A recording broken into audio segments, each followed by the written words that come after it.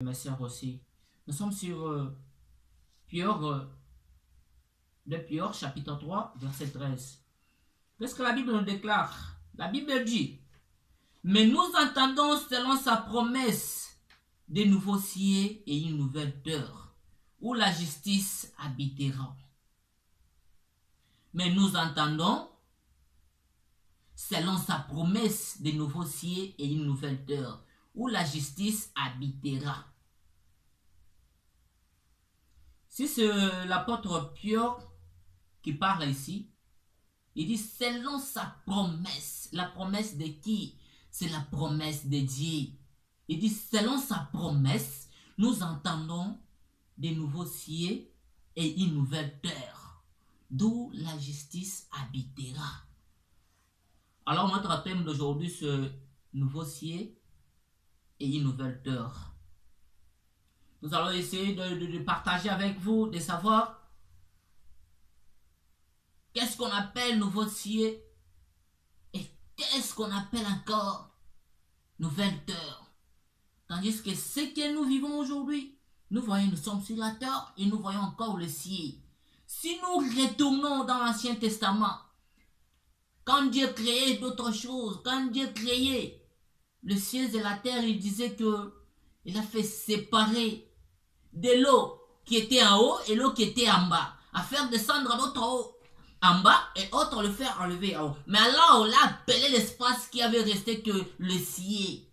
Alors cela veut dire que, prenons l'exemple, je piétinais sur la terre.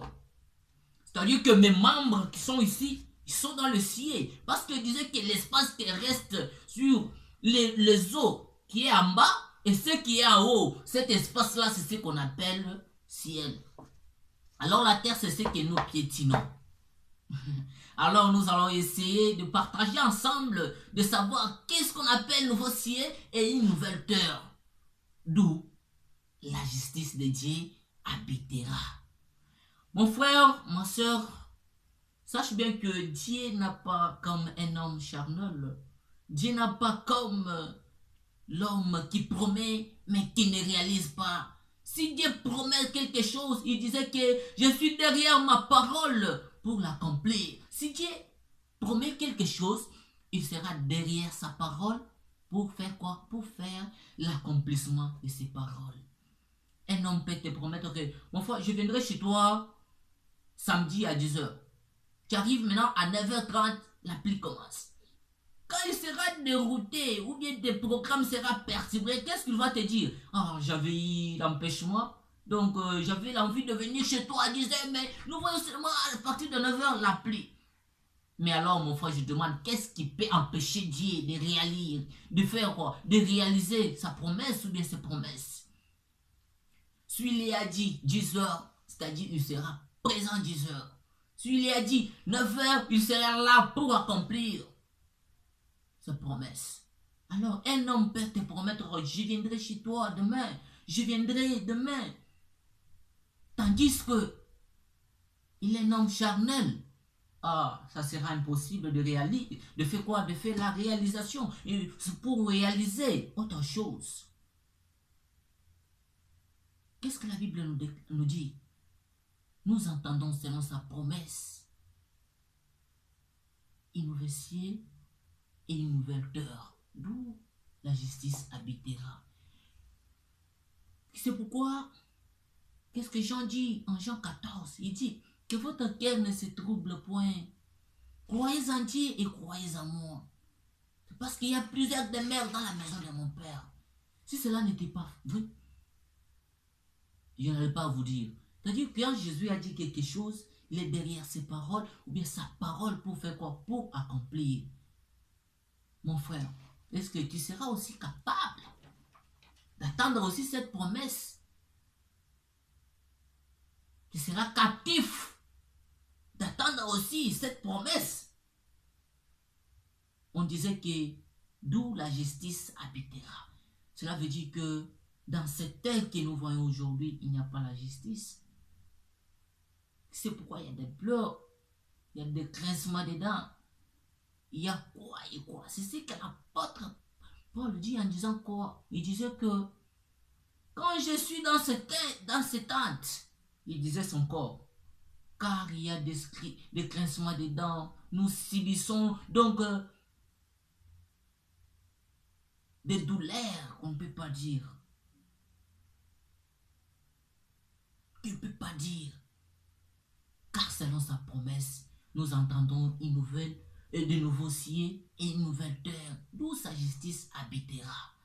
Mon frère, pour attendre quelque chose à quelqu'un, ça demande que tu sois en contact avec la personne qui va te promettre quelque chose. Jamais moi et toi, nous pouvons être schémaés et je te promets quelque chose. Là, tu dois comment, mon cœur sera toujours tellement agité en disant que est-ce que réellement cette personne va réaliser ses promesses. Parce que moi et lui, il n'y a pas de bonne relation.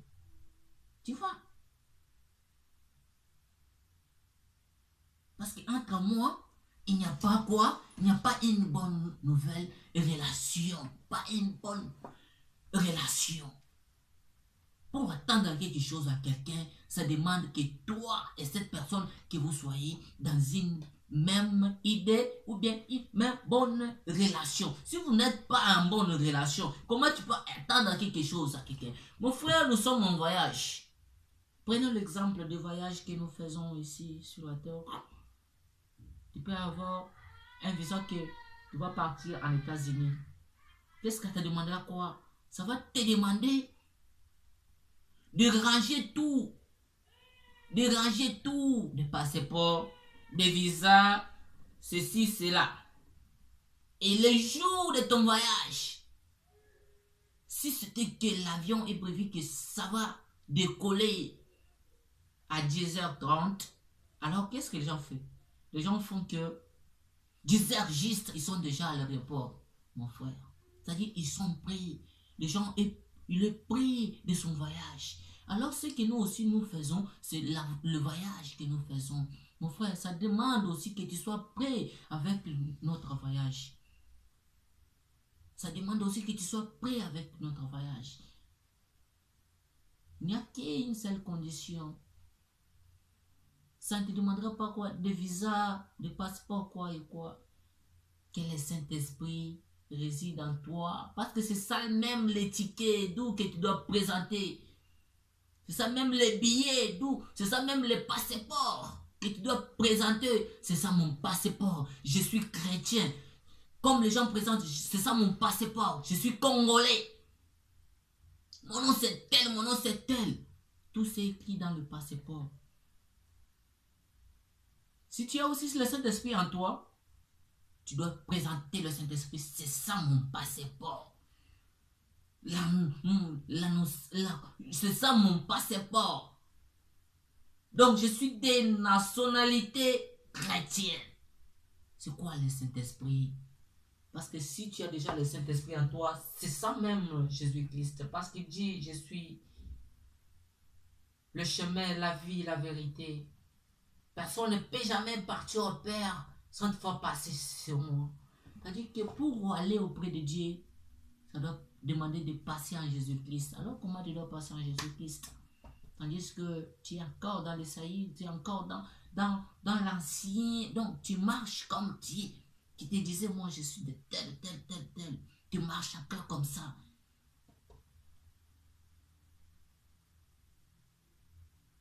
Et de bonnes relations avec Jésus. Et de bonnes relations avec Jésus, mon frère, ma soeur. Mon bien-aimé, je te demande, au nom de Jésus-Christ, le Saint-Esprit, c'est la même Jésus-Christ. C'est la même Jésus-Christ. Parce que si tu as Jésus-Christ en toi, tu es capable et tu seras en attente de sa promesse.